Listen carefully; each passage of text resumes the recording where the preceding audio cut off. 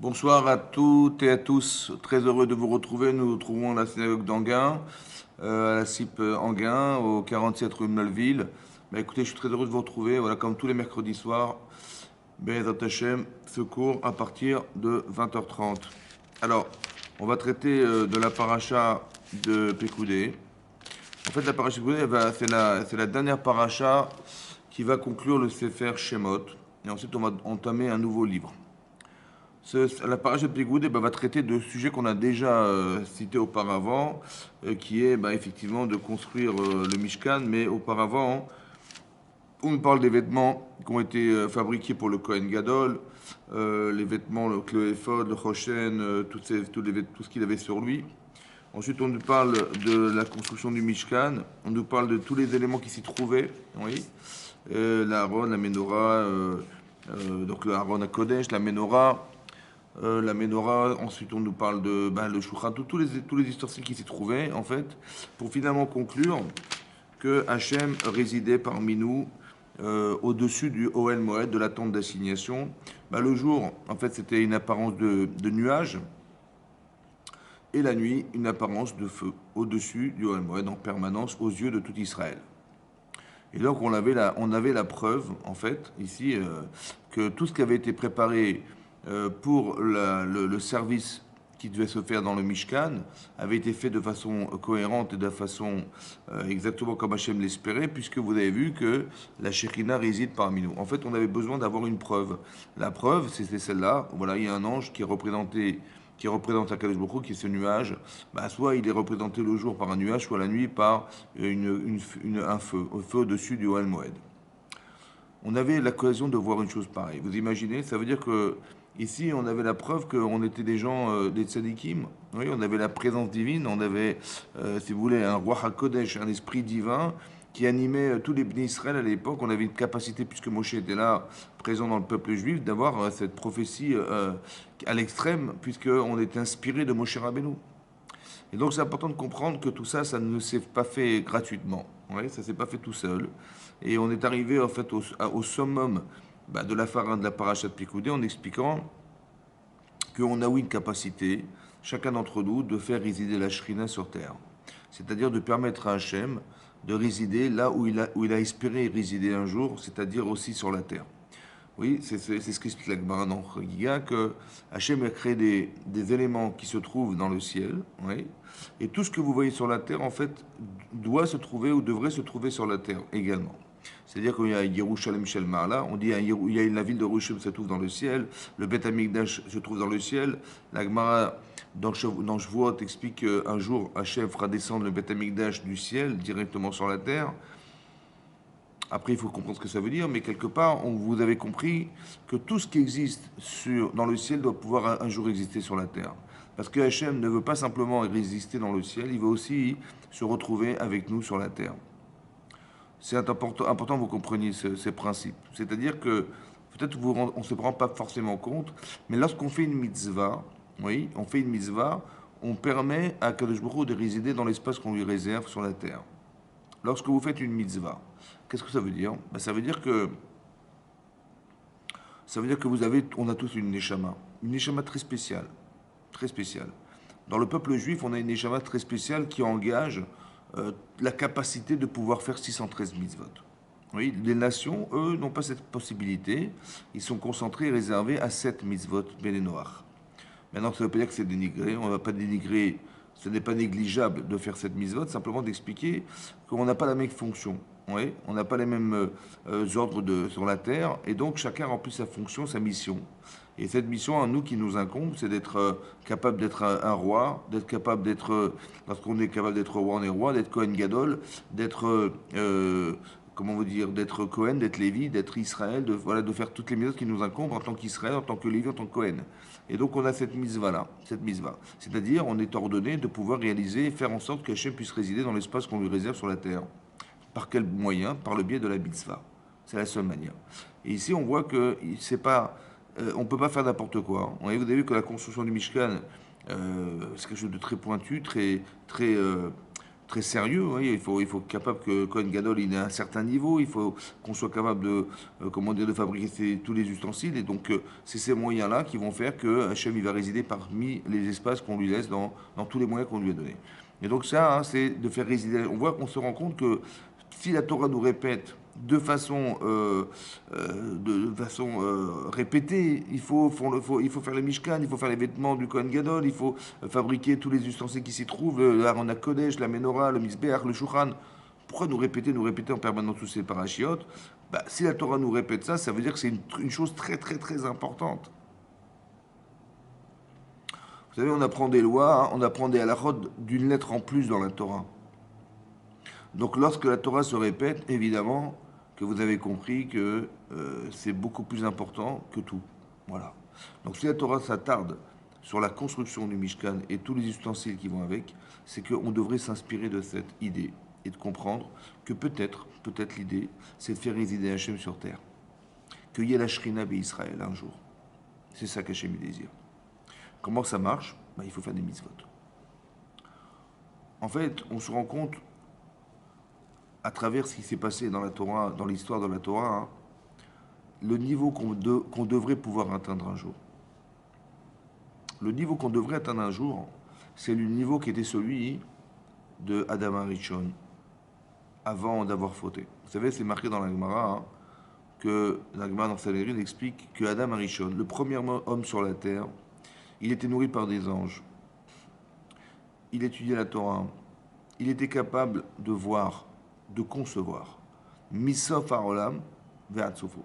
Ça veut dire du début à la fin des temps, ou à la fin de l'univers, ou à la fin, au début de la création, à la fin des temps, ou bien à la fin de... Dans chaque espace-temps dans lequel on se trouve, il pouvait être capable de savoir.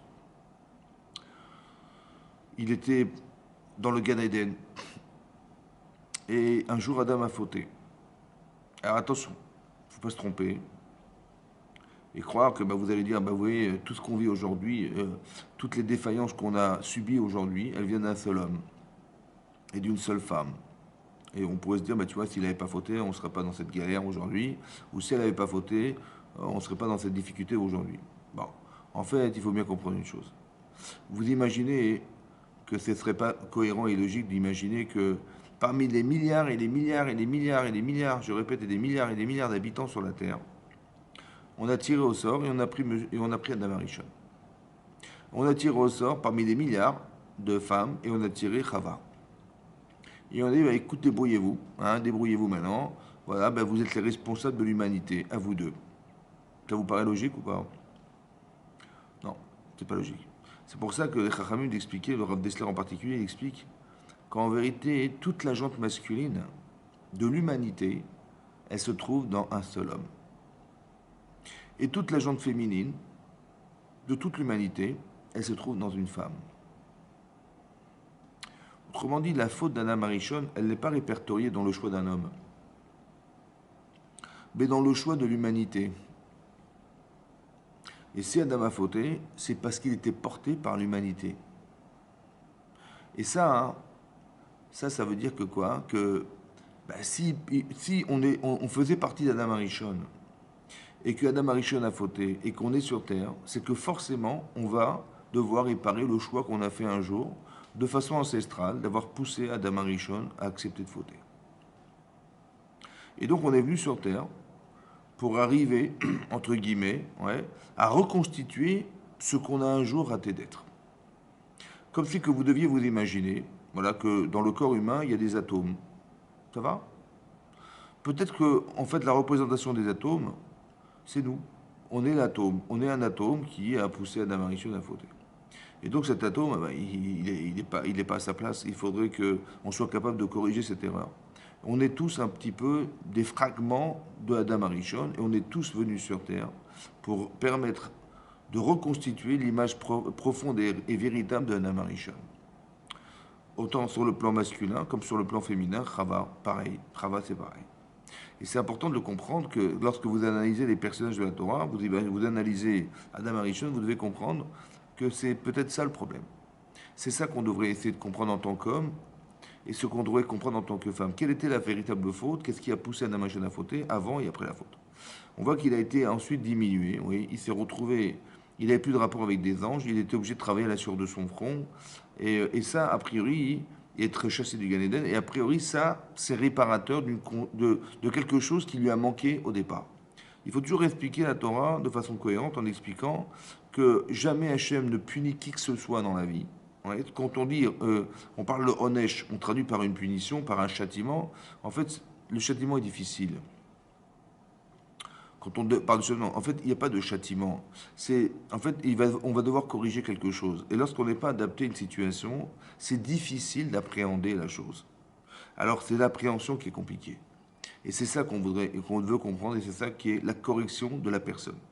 C'est dur de faire teshuva, c'est dur de se remettre en question, c'est dur d'accepter qu'on a fait des erreurs, c'est dur d'accepter ce qu'on nous propose et qui va être correcteur de notre personnalité ou bien de notre erreur, de notre défaut. Voilà.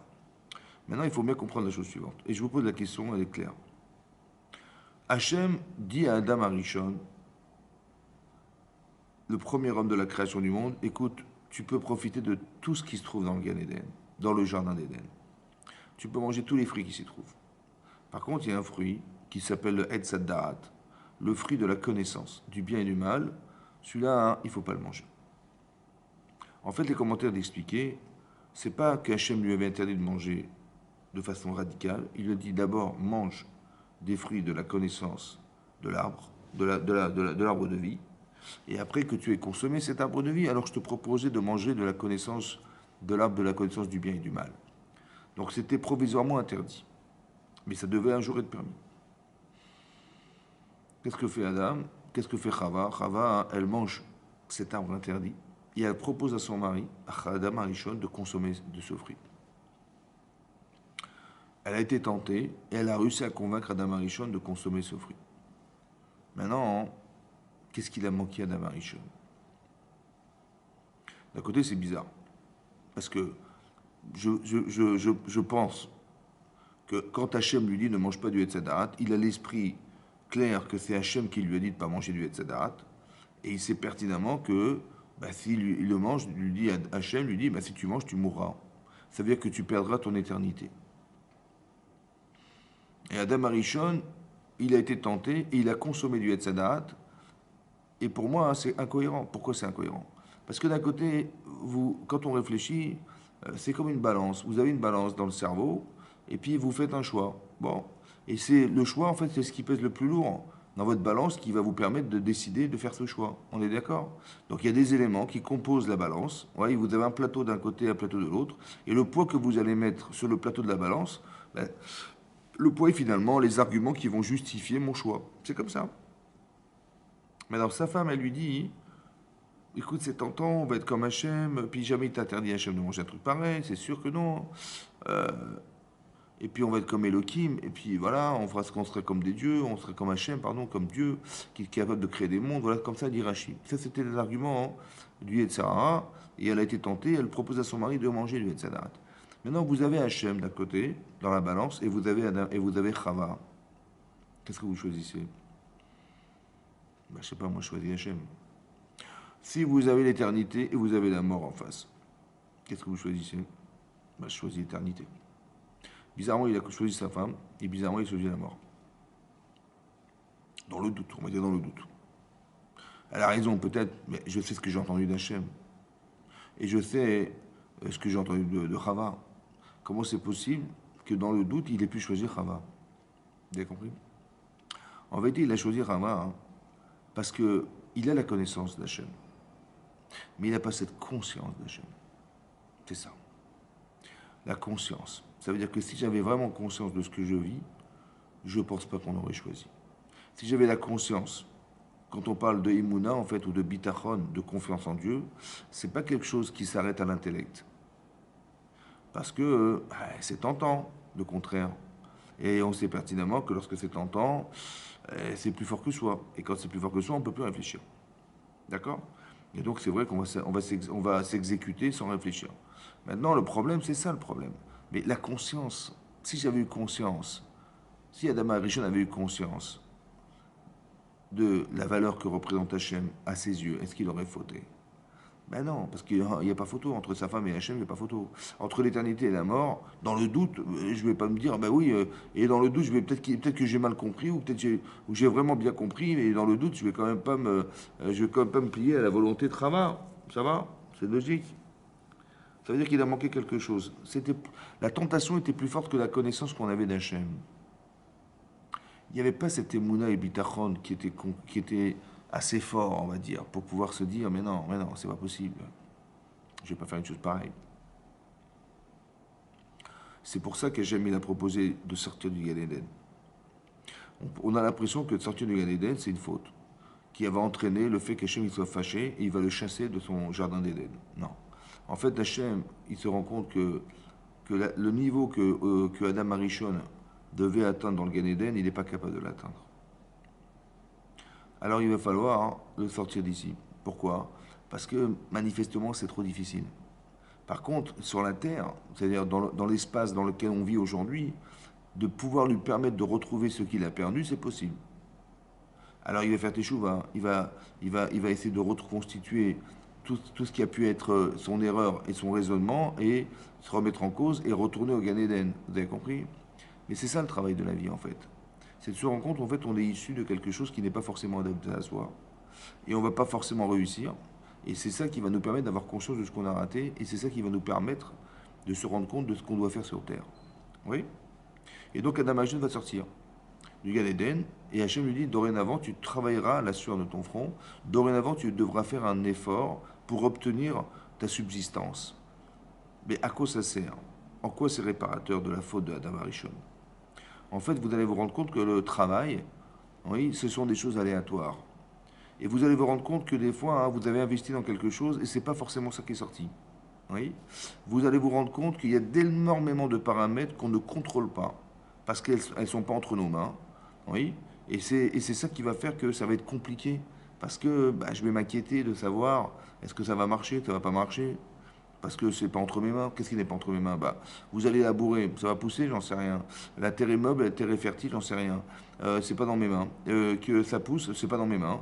Que des animaux ils vont pas consommer ce que je fais, c'est pas dans mes mains. Qu'il pleuve ou pas, bah, c'est pas dans mes mains. Qu'il fasse chaud, il fasse froid, bah, c'est pas dans mes mains, etc., etc. Vous avez compris? Hachem fait exprès en fait de créer des situations où il va demander à l'homme d'être dans la difficulté d'appréhender une situation qu'il ne peut pas contrôler. Il fait exprès, Hachem. Pourquoi il fait exprès? Parce que tu vas être obligé de passer par lui.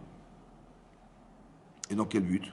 Bah, dans le but de te rendre compte de la chance que tu as de faire partie de ceux qui sont proches d'Hachem.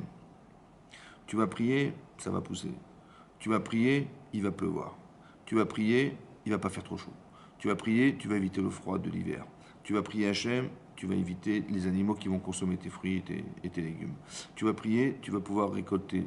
Tu vas prier, tu vas pouvoir mettre en grange. Tu vas prier, tu vas pouvoir vanner ton blé, faire de la farine et faire du pain et manger. Mais ça c'est le résultat de toutes tes prières, de tous tes espoirs. Ce que tu vas manger maintenant, c'est le fruit de tout ton travail. Mais pas de ton travail, en fait. Qu'est-ce que tu as fait? Tu as assemblé, mais tout ce qui existe, c'est grâce à qui? Tout ce que tu récoltes, c'est grâce à qui? Mais c'est grâce à Hachem. C'est là que tu vas te rendre compte, waouh, quand tu vas récolter ton blé, tu vas faire ton pain à la fin, tu vas dire merci Hachem, je peux manger dorénavant grâce à toi.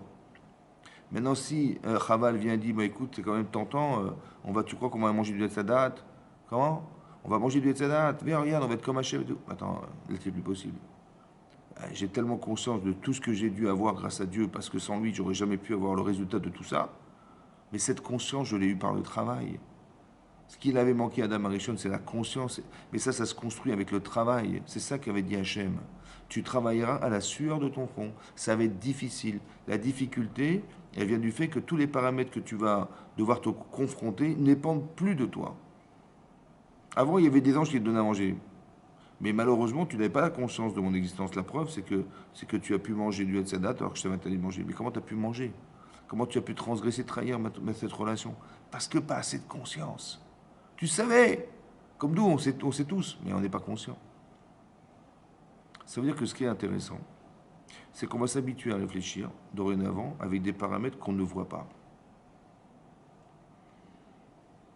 Parce que Hachem, on ne le voit pas.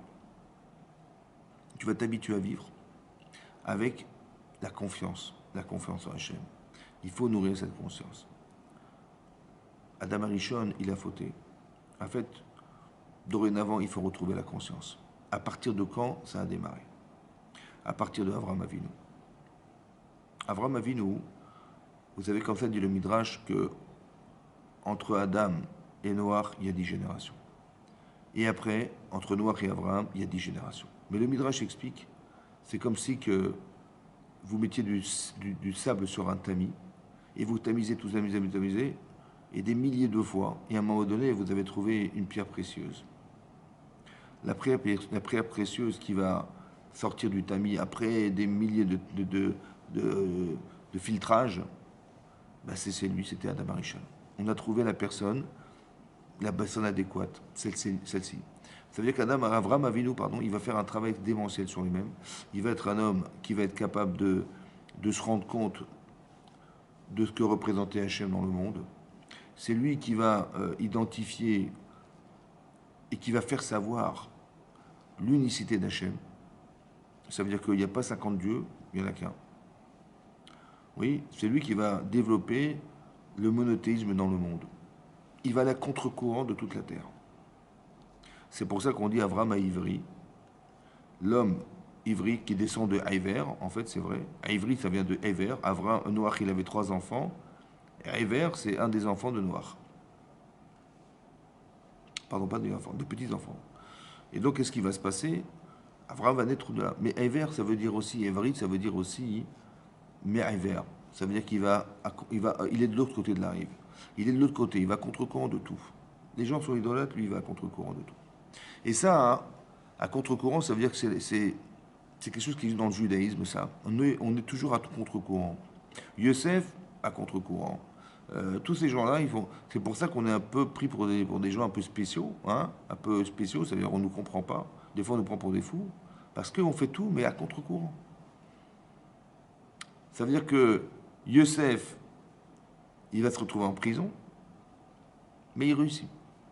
Il fait des choses qu'on ne comprend pas et ça marche. Vous avez compris? Quelqu'un qui va avoir confiance en Hachem, il va faire des choses qui vont à contre-courant de la logique. Parce que d'avoir confiance en Hachem, tu dis, voilà, tu veux étudier la Torah, mais il faut passer plus de temps à la yeshiva que dans ton travail. Je sais plus comment je vais vivre. C'est ce qui est marqué, que Yirmiyahu, il a dit aux gens de son époque, Lama atem lo oskim bat Torah. Pourquoi vous n'étudiez pas la Torah? Il dit, si on étudie la Torah, mais comment on va vivre? Comment on va subvenir à nos besoins? Il dit, vous inquiétez pas. Il a sorti de la coupe de manne qui avait été conservée dans l'Aaron Kodesh. Il a dit, Yeshar beshlochim lamakom. Vous inquiétez pas, Hachem, il est là. Le problème, c'est qu'on n'y croit pas. Le problème, c'est qu'on n'est pas sûr. Maintenant, je vais vous dire un truc clair. Lorsque vous étiez des enfants, d'accord, vous aviez peur de ne pas subvenir à vos besoins. Papa, il va nous donner à manger demain. Vous aviez peur ou pas? Non. Si vous étiez fils de roi, vous étiez prince, fils de roi, est-ce que vous avez peur de ne pas avoir de quoi manger demain? Non. A fortiori, non. Maintenant, il faut savoir que Hachem a dit Bani matem l'Hachem Elokechem. Vous êtes les enfants d'Hachem. Et Hachem, il est Avinu et il est Malkenu. Hachem, il est notre père et il est notre roi. Ben non, je sais que Hachem, c'est pas mon père. Moi, je le connais, mon père, c'est pas lui. Donc, ça veut dire quoi, Avinu, notre père? Notre père, ça veut dire qu'il y a quelque chose, il y a une notion de père chez Hachem. Il y a une notion de Melech, de roi chez Hachem. C'est pour ça qu'on a une mitzvah d'honorer ses parents et on a une mitzvah de placer un roi dans le peuple juif. Vous savez pourquoi? Parce qu'il faut qu'on arrive à développer chez soi la notion de père. Oui, on va développer la notion de père. Pourquoi tu dois respecter ton père? Essaie de réfléchir. Oui, bah, je vais respecter mon père, bah, parce que mon père, et d'abord, s'il n'avait pas été là, j'aurais jamais été là. Hein, et puis, je lui dois la vie, d'accord? Et à part ça, bah, il s'est occupé de moi, il a sacrifié sa vie pour moi. Hein, comment dire, il a été le confident, il a été mon confident, il a été mon exemple, il a été, voilà, tout ce que représente mon père. Mais tout ce que je suis en train de vous dire, c'est ce qui va justifier le respect que je lui dois. Si je suis capable de trouver chez mon père des arguments qui vont justifier le respect que je lui dois, alors Hachem, a fortiori, ça va?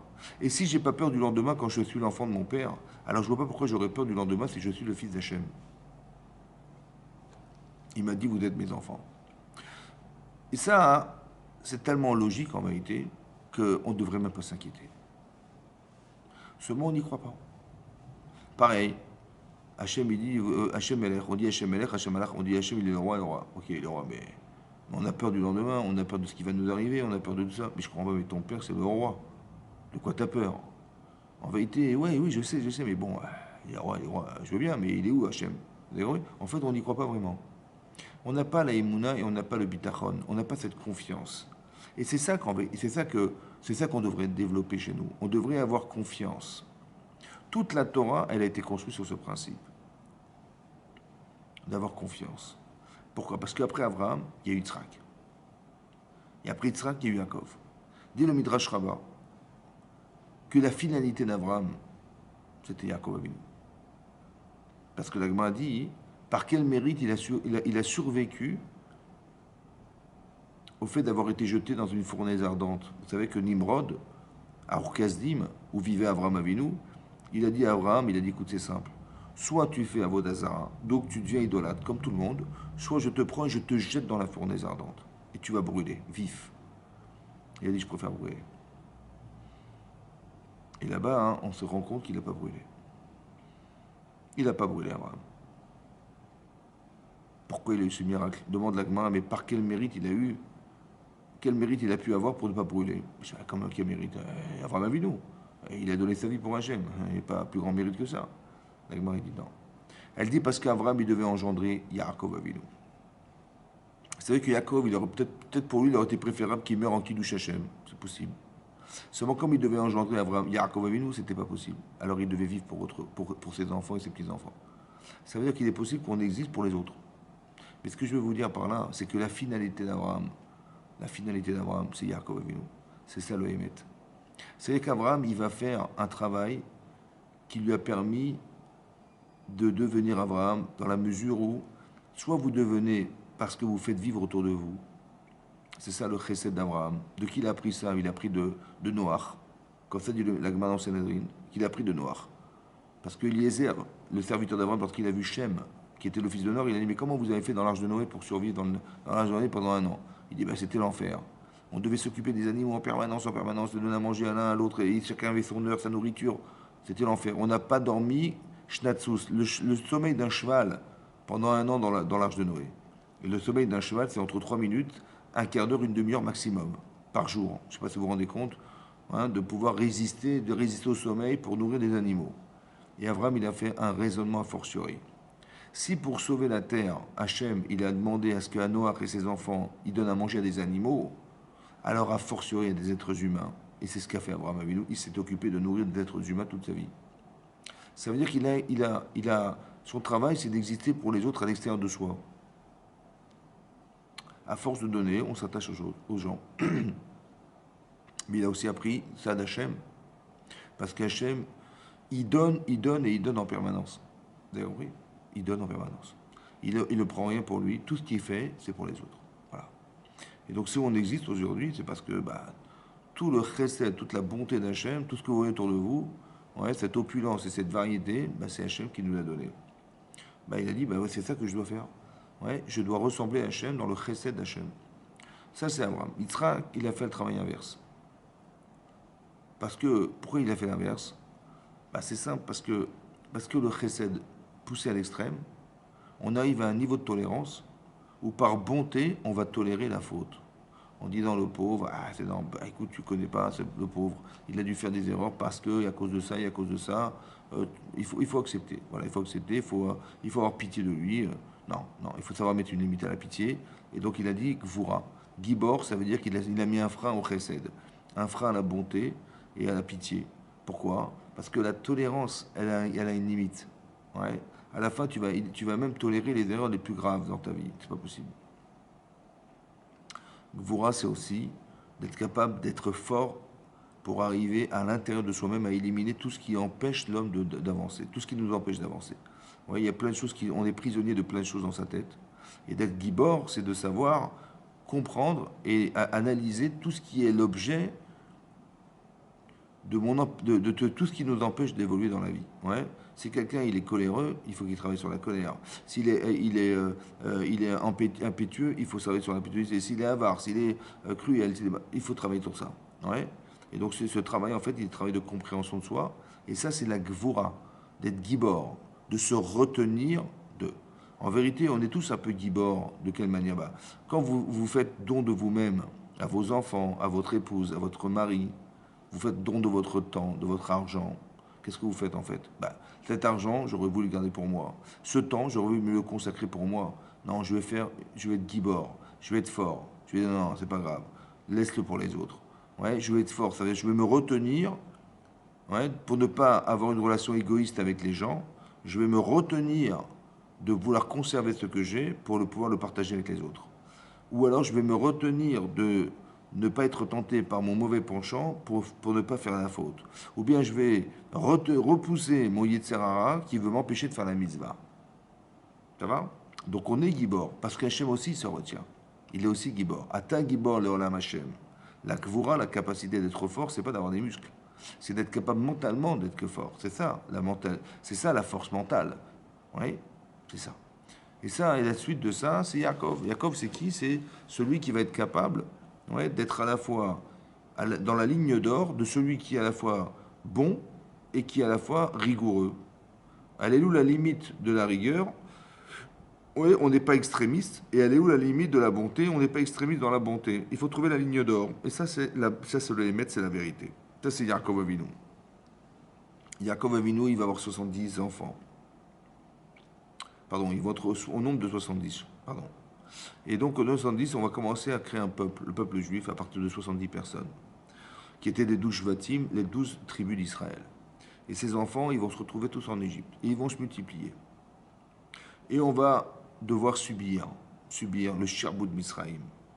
On va devoir descendre au plus bas de la moralité, au plus bas de la déchéance morale et mentale. On va devenir des esclaves. Et à la suite de ça, Hachem, il va nous sortir d'Égypte. Et là, hein, on va se sentir libre. Mais libre physiquement. Mais pas forcément mentalement. Quand je dis pas libre mentalement, ça veut dire qu'au-dessus de nos têtes plane l'image de Pharaon.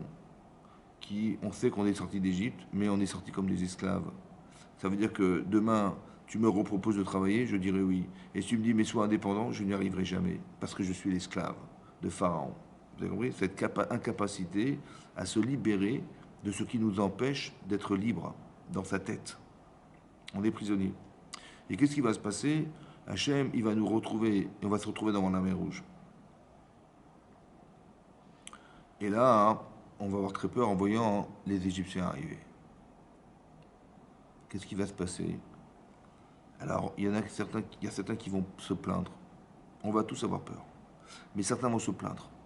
Ils vont aller voir Moshe Rabbeinu. Ils vont dire, mais qu'est-ce que tu as été fait de nous sortir d'Égypte? On aurait préféré travailler en Égypte et être resté vivant que de mourir dans le désert. On va mourir là. Voilà, les Égyptiens arrivent, armés jusqu'aux dents. On va mourir. Et il y a d'autres qui ont prié Hachem. Et la mer va s'ouvrir. Et elle va s'ouvrir et tout le monde va courir dans ce couloir d'eau. Et ceux qui se sont plaints, ils vont survivre grâce à ceux qui ont eu la Emunat Hachem. Et ils ont prié Hachem de tout leur cœur. Et là, on va voir de nos yeux vus que la mer va se retourner contre les Égyptiens. Et là, on va faire la Shira. Là, on va arriver au summum de la Emunah. Vayaminu Bachem ou Moshe Abdo. Pourquoi je dis le summum de la Emunah? Parce que lorsque Hachem, au début de la parashat Shemot, il va s'adresser à Moshe Rabbeinu en lui disant, écoute, c'est arrivé, la Géoula est arrivée, il faut que tu sauves les d'Israël. Moshe se refuse. Il dit, Lo yaminoli, ils ne me croiront pas. Hachem, il dit, ok, prends ton bâton. Il prend son bâton, jette-le au sol. Il jette au sol, il devient serpent. Il dit, récupère ton bâton par la queue du serpent. Il a très peur, il récupère son bâton. En fait, par la queue du serpent, il redevient bâton. Il dit, mets ta main dans ta poitrine, dans ton vêtement, et elle devient lépreuse. Rachid expliquait pourquoi le bâton devient serpent et pourquoi la main devient lépreuse. Parce que le serpent, c'est celui qui a fait du lachonara, de la médisance. C'est pour ça que bizarrement, il a une langue qui est fourchée, elle est coupée en deux. Vous avez vu? Parce qu'il a mal utilisé sa langue. Il a dit du lachon hara, de la médisance, en parlant à Chava. Lorsque quelqu'un dit du lachon hara sur les gens, il devient metzora, un lépreux. La lèpre, c'est l'expression du lachon hara, de celui qui dit de la médisance. Parce que metzora, c'est la contraction de motzi shemra. Il ressort un mauvais renom sur les gens. Vous avez compris? Quand on entend du lachon hara, oui, si vous avez des amis et que on vous parle du mal de vos amis, alors que ce sont des amis de 20 ans, 30 ans, 40 ans, et on vous dit comment ça c'est tes amis, mais tu plaisantes ou quoi? Tu sais ce qu'il m'a fait? Il m'a fait ça, il m'a fait ça. Bon, ça a pris 2 minutes. Vous avez écouté du lachon hara. Maintenant, tu dis, bon, tu as sûrement raison, c'est vrai ce que tu dis, mais pourquoi tu me le racontes à moi? Ben, je dis parce que. Et je voulais t'informer, mais j'ai pas besoin que tu me le fasses. J'ai pas besoin de t'informer. Si vraiment tu as raison et c'est vrai ce que tu dis, ben, va lui dire à lui. Va lui dire à lui qu'il est pas honnête. Va lui dire à lui qu'il est. C'est vrai. Le problème, c'est qu'on a écouté la Shonara. Et maintenant, quand on va voir ses amis de 20 ans, de 30 ans, de 40 ans, on va douter. Vous avez compris? En 2 minutes, on peut détériorer une image qu'on avait, qui était merveilleuse. Hein, ce sont des amis. En fait, on a mis des taches sur les gens. Et on les voit avec la tare, ouais, qu'on a pu dire sur eux. Des taches. Est-ce que vous allez les fréquenter? Bah, peut-être oui, peut-être non, je ne sais pas. En tout cas, celui qui a parlé d'eux, c'est sûr que non. Ça veut dire qu'est-ce qu'il a fait, la Shonara? Bah, il a isolé les gens. D'accord? Et comment il a pu se permettre de le faire? Bah, parce qu'il n'a pas souffert de la solitude. Alors Hachem, il dit, bah, écoute, tu vas te retrouver en dehors du trois camps. Et la solitude va te permettre d'avoir conscience de ce que tu as provoqué chez les autres. Vous avez compris? De nouveau, la conscience de ce qu'on a provoqué. Tu n'aimes pas les tâches, hein? Tu vois, tu as eu des taches sur toi, hein, tu as eu des taches dans ta maison, après dans tes vêtements, après sur ta peau. Tu dis, mais ça te dérange? Bah, bien sûr que ça me dérange d'avoir des taches sur moi. Bah, si ça te dérange, pourquoi tu en mets sur les autres? Vous avez compris? Que le Baal Lachon Hara, en fait, il n'a pas conscience de ce qu'il fait. Il n'a pas conscience de souffrir de ce qu'il organise chez les autres. Alors, il va souffrir à la proportionnelle de ce qu'il a provoqué. C'est comme ça que Hachem, il a pensé qu'on arrive à atteindre un niveau de conscience qu'on n'avait pas au départ. Mais on voit que Moshe Rabbeinu, il a fait de lachon hara, puisqu'il a dit, ils ne me croiront pas. Hachem lui répond, ils sont ma'aminim, béné ma'aminim. Les gens dont tu parles, ils sont croyants, fils de croyants. Donc ils étaient croyants. Ok. Maintenant, cette croyance, est-ce qu'elle a suffi à leur permettre de sortir d'Égypte? Bah, manifestement non, puisque 80% des Israël qui ont été présents à la sortie d'Égypte, ils sont morts pendant la plaie des ténèbres. 80%. Parce qu'ils ne voulaient pas sortir d'Égypte. Et ceux qui sont restés, il fallait qu'ils soient capables de faire le sacrifice de Pessah, c'est-à-dire de prendre un animal sacré en Égypte et de le sacrifier devant les Égyptiens. Allez-y, Bechavod. D'accord? Alors que c'est un animal sacré en Égypte. Ils vont nous lapider. Ils ont eu le courage de le faire. Ils ont fait la bride Mina. Ils ont eu le courage de le faire. Et ils ont été capables d'asperger de sang les poteaux et les linteaux des maisons. Et c'est ça qu'Hachem, il a vu les mitzvot Hachem. C'est ça qui nous a sauvés de la sortie d'Égypte. Ces gens-là, hein, ils ont eu la Emouna. Et ils sont sortis d'Égypte, les 20%. Une semaine plus tard, ils se retrouvent devant la mer Rouge. Et une semaine plus tard, ils voient les Égyptiens arriver. D'accord? Et là, on a eu tous très peur. Et là, ils ont dit, mais qu'est-ce qu'on a été fait de sortir d'Égypte? C'est-à-dire que la Emouna qu'ils ont eue pour sortir d'Égypte n'a pas suffi pour avoir l'audace de dire, mais qu'est-ce qu'on a été faire de sortir d'Égypte? On aurait préféré rester esclave en Égypte que de mourir dans le désert.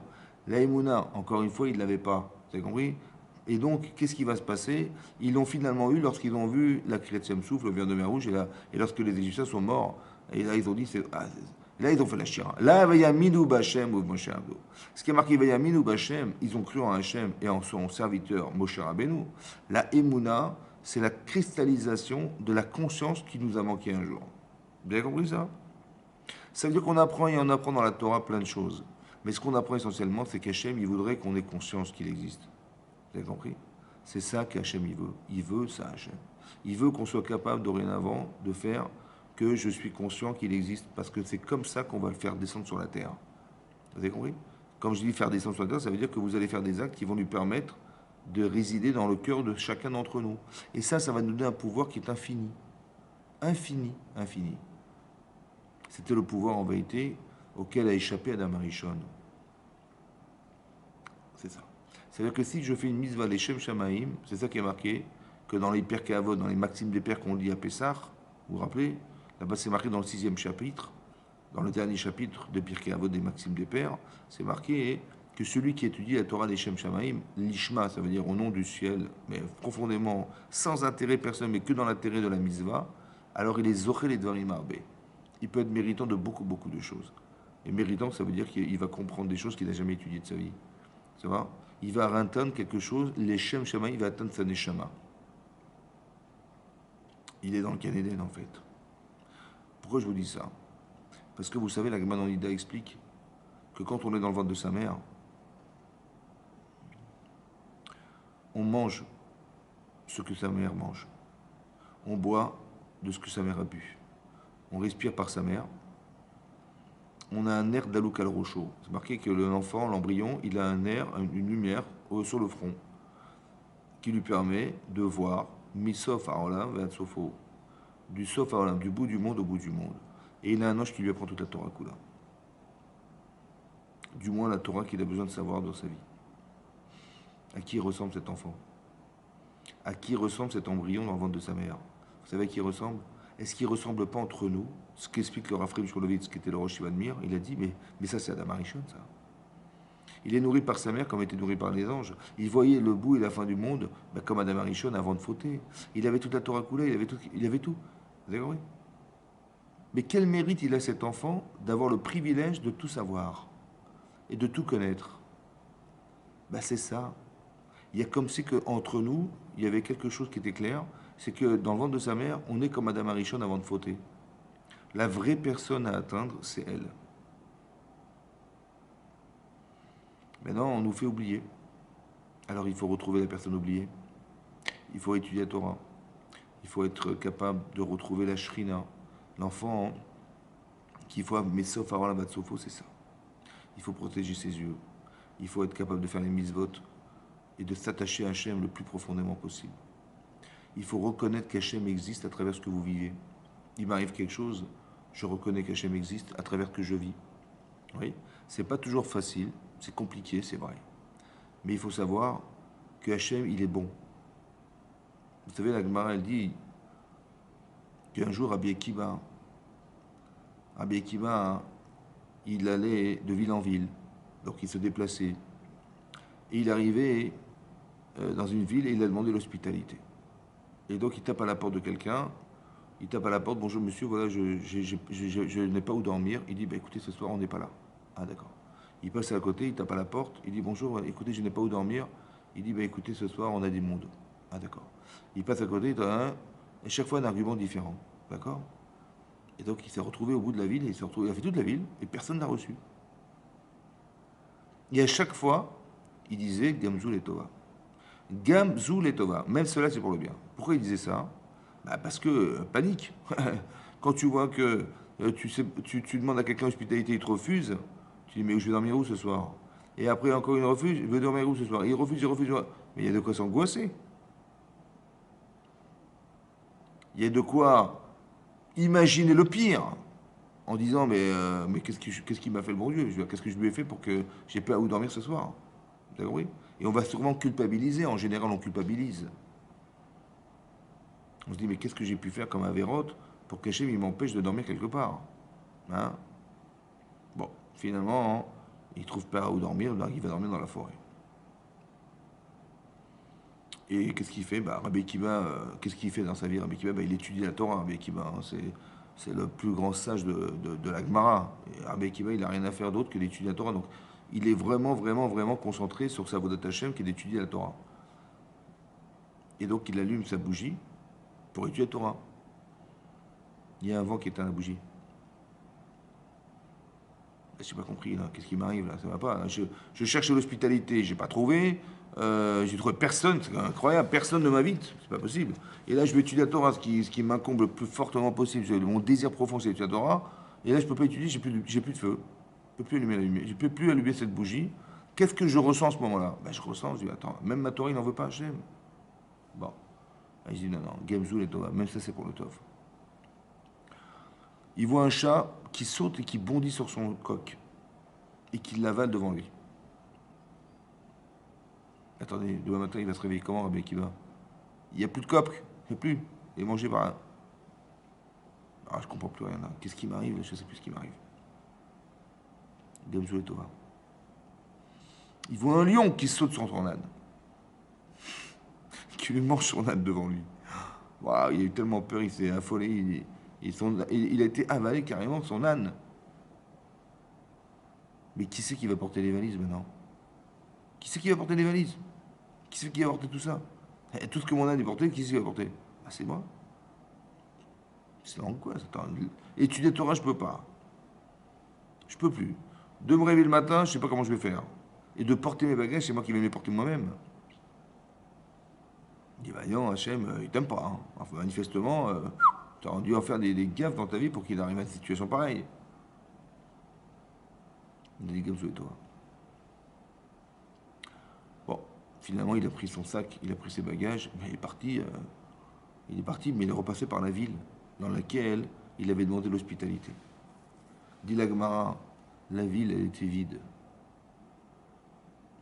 Ils ont tous été capturés, prisonniers, rendus esclaves.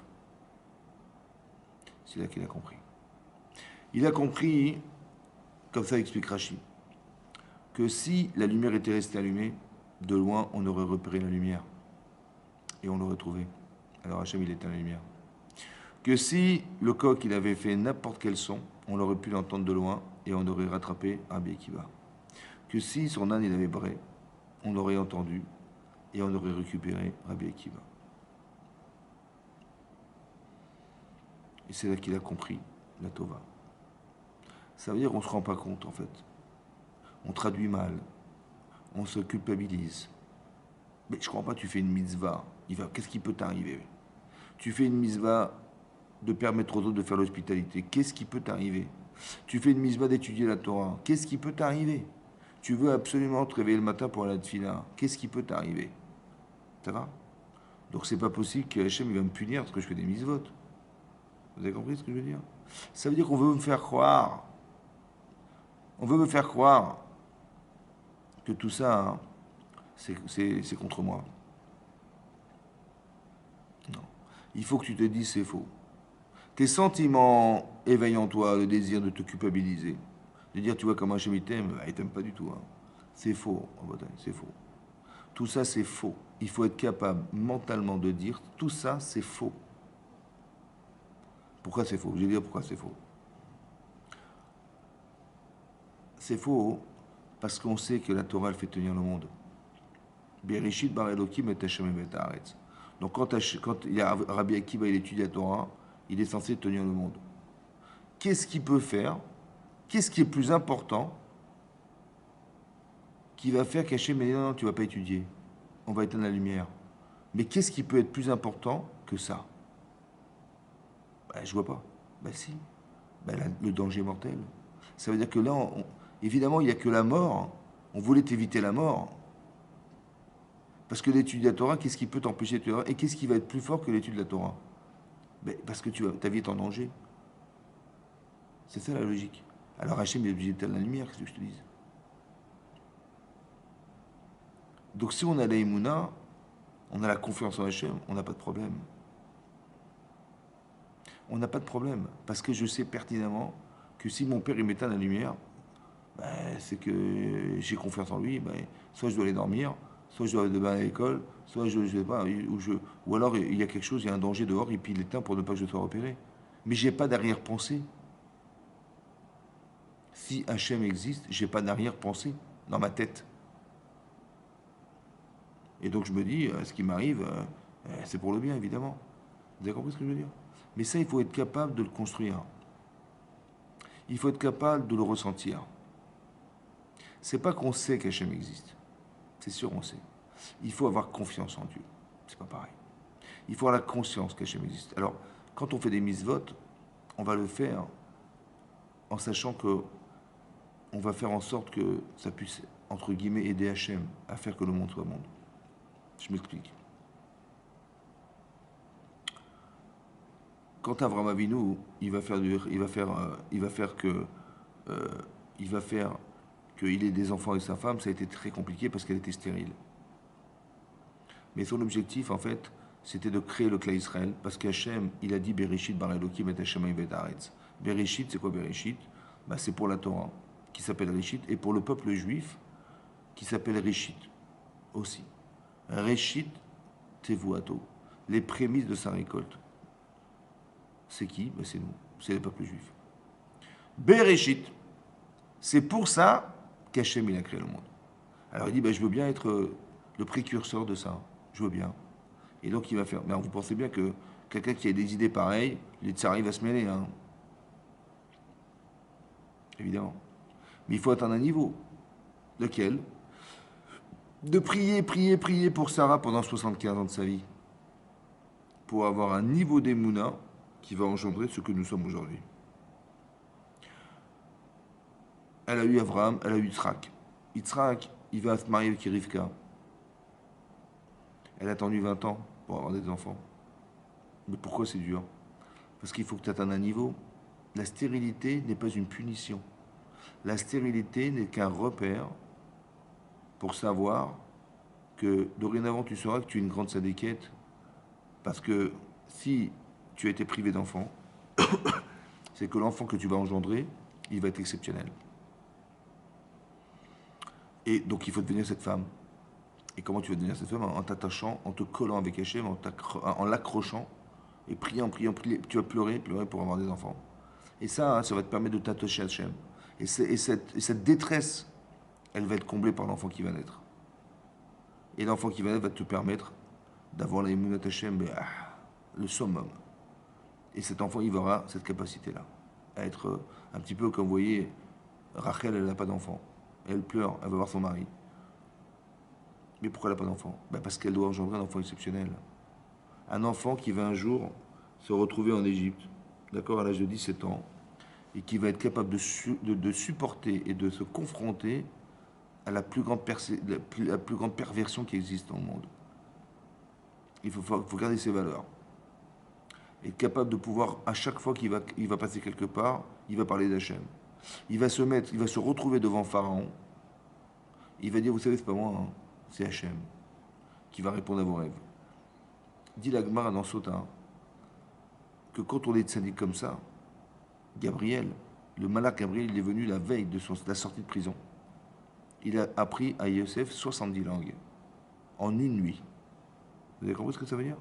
Vous avez compris que quand on est proche d'Hachem, ce qu'on peut gagner? Ça vous avez compris ce que veut dire la Shrina Israël?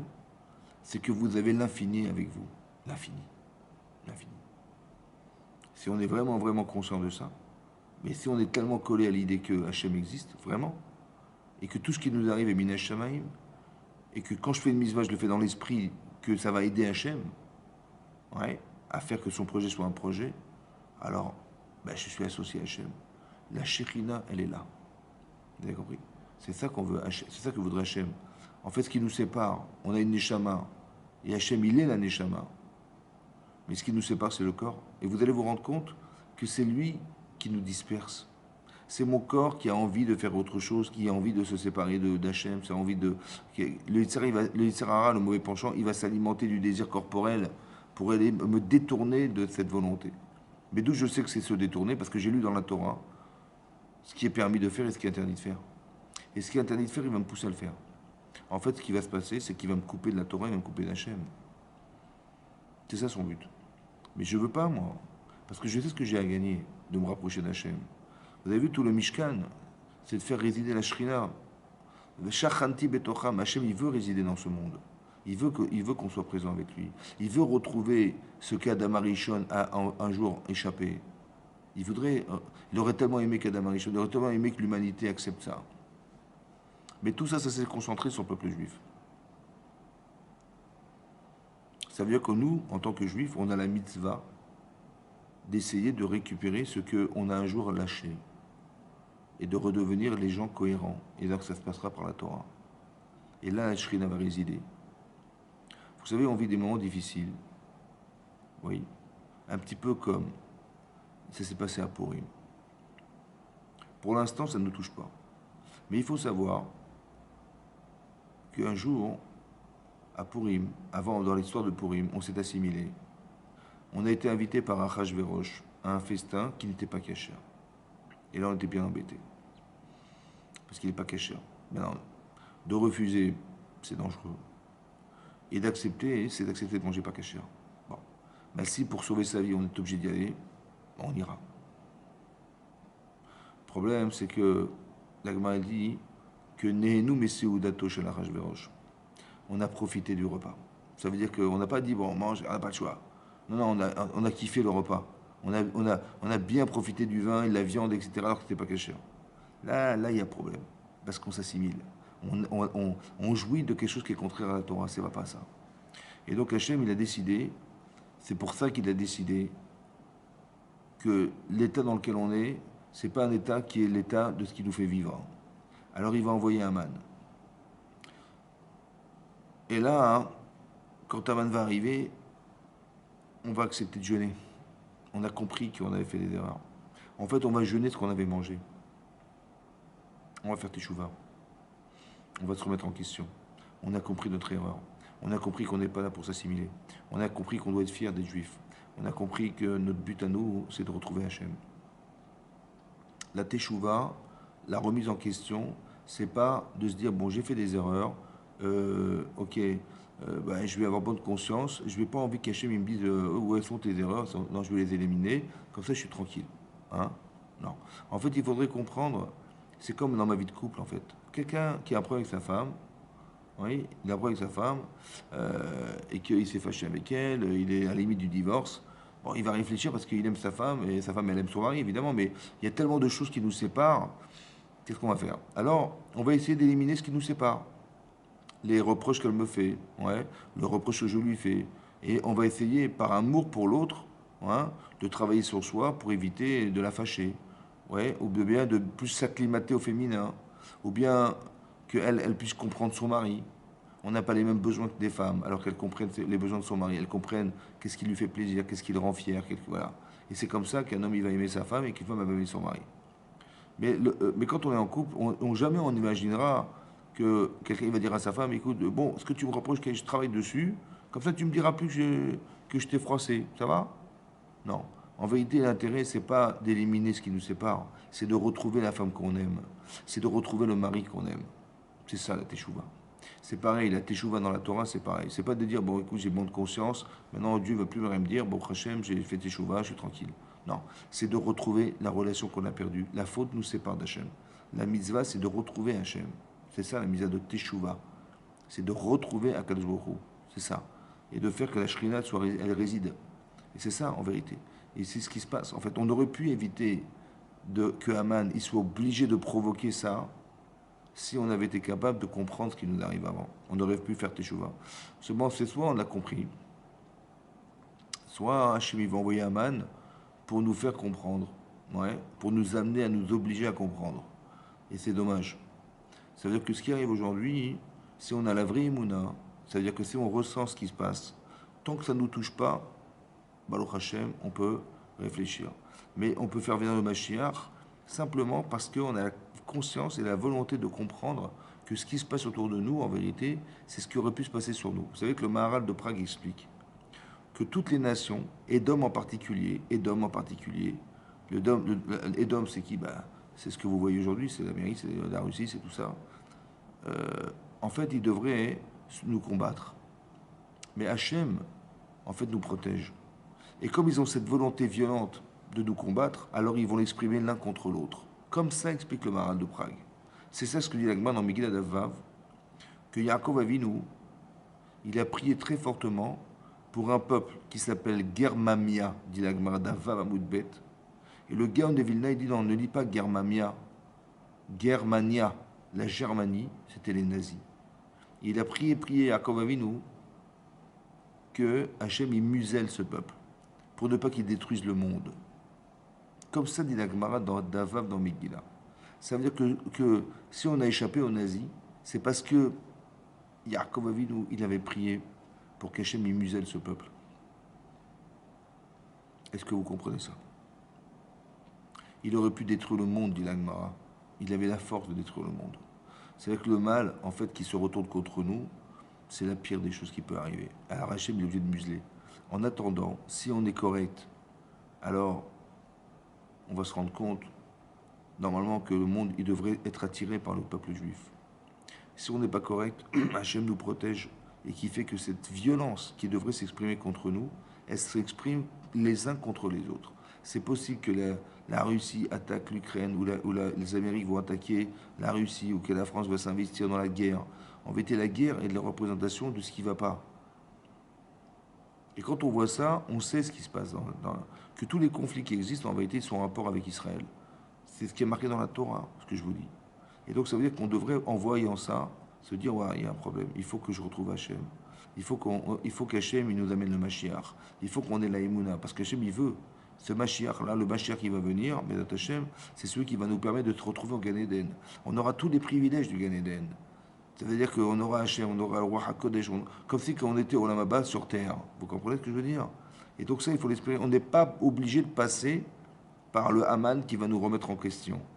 On n'a pas besoin que l'Amérique nous attaque, ou je ne sais pas qui, ou la Russie, ou je ne sais pas qui. Non. On n'a pas besoin de passer par ça. Il faut qu'on comprenne que là où on se trouve, on va faire des bisotes et on va s'attacher à Hachem. J'ai pas envie de me lever, je me lève. J'ai pas envie d'écouter un chiour, j'écoute un chiour. J'ai pas envie de prier, je vais prier. J'ai pas envie de mettre mes tefilines, je vais mettre mes tefilines. On doit s'engager, ouais, pour retrouver ce lien qui nous manque en fait, à n'importe quel niveau, pour soi-même et pour les autres. C'est-à-dire que quand on voit quelqu'un qui n'est pas chômeur Shabbat, on l'invite à la maison. Et quand on veut essayer de s'attacher, vous avez compris? Quand il est marqué dans la Megillat Esther que les Israël s'étaient éparpillés, vous savez, c'est pas par hasard que Haman a dit c'est un peuple Mefouzar ou Meforat Ben Hamim. Il est complètement éparpillé parmi les peuples. Il a voulu dire quoi en fait? En vérité, il a voulu dire ils font pas les mitzvot. Ils s'éparpillent, les pauvres. Alors qu'est-ce qu'elle a dit, Sarah? Elle a dit vous allez jeûner pour moi et vous allez prendre sur vous. Et elle a dit à son mari Knos et Kolayehudim. Kenos rassemble tous les juifs. Pourquoi faire rassembler? Rassembler parce qu'elle ne pourra rien faire si on n'est pas solidaire. Vous avez compris? Hachem, il attend qu'on soit solidaire, qu'on soit un peuple entier, uni. C'est pour ça que la Torah n'a pu être donnée sur le mont Sinaï que si on était tous unis. Vaïchan Israël Negenar. On était tous rassemblés autour de la montagne. Vaïchan, c'est un singulier. Vaïchanou, il fallait dire, on était tous, Vaïchanou, on était tous concentrés, rassemblés autour de Mont Sinaï. Non, Vaïchan, il a campé Israël, ça veut dire qu'on était Ishechad Belevechad. On était un seul cœur et un seul homme autour de Hachem, de Mont Sinaï. C'est ça qu'Hachem veut, on soit unis. On n'attend pas des catastrophes autour de soi pour nous unir. On n'attend pas une Shoah pour nous unir, ouais, pour être solidaires les uns des autres, c'est dommage. Maintenant qu'on a compris ça, alors on peut le faire sans ça. On veut s'unir. Et sachez que si vous faites échouva, alors un petit peu comme ceux qui ont crié devant le mont Sinaï, devant la Kriyat Yam-Souf, devant l'ouverture de la mer Rouge, ceux qui n'y croyaient pas ont été sauvés par ceux qui y croyaient. Donc on est capable de sauver les autres.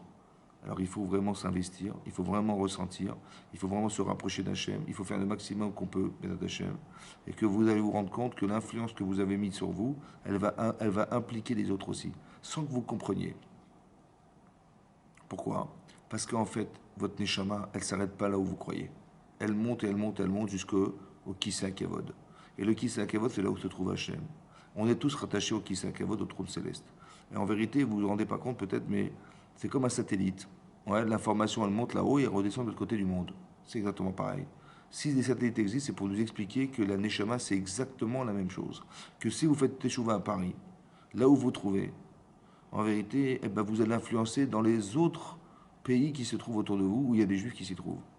Et on ne se rend pas compte que si on fait Teshuvah là où on se trouve, ouais, en France par exemple, ben vous allez voir que les États-Unis vont faire Teshuvah. Ou alors des gens qui vont faire Teshuvah aux États-Unis, ils vont nous influencer et dire tiens, si j'allais à la synagogue aujourd'hui, tiens, si j'allais écouter un cours sur Internet, tiens, si j'allais écouter un cours à la synagogue, ou écouter un rave, on ne sait pas pourquoi, ouais, c'est comme ça.